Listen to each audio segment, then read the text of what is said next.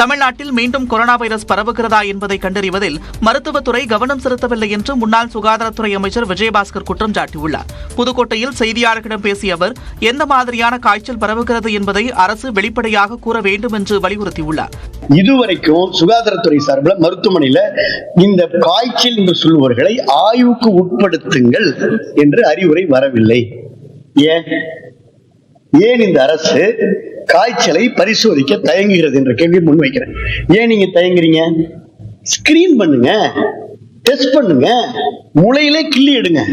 கேரளாவில் பரவி வரும் புதிய வகை கொரோனா வைரஸ் வீரியமிக்கது என்று உறுதியாகவில்லை என்பதால் பொதுமக்கள் அச்சம் கொள்ள தேவையில்லை என தரவு ஆய்வாளர் விஜயானந்த் தெரிவித்துள்ளார். நியூஸ் 18 அளித்த பேட்டியில் அவர் புதிய வகை வைரஸ் ஒமிக்ரானின் திரிவுதான் என்று கூறியிருக்கிறார்.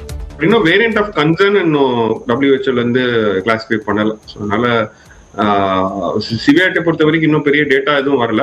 தமிழ்நாட்டை பொறுத்த வரைக்கும் இன்னும் எந்த இன்க்ரீஸுமே நம்ம டேட்டால தெரியல. ஸோ பர் டே பாத்தீங்கன்னா 9 cases 10 cases தான் இருக்குது.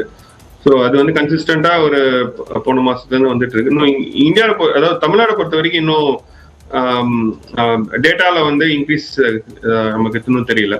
புதிய வகை வைரஸ் வீரியமானது அல்ல என்றும் விஜயானந்த் தெரிவித்துள்ளார்.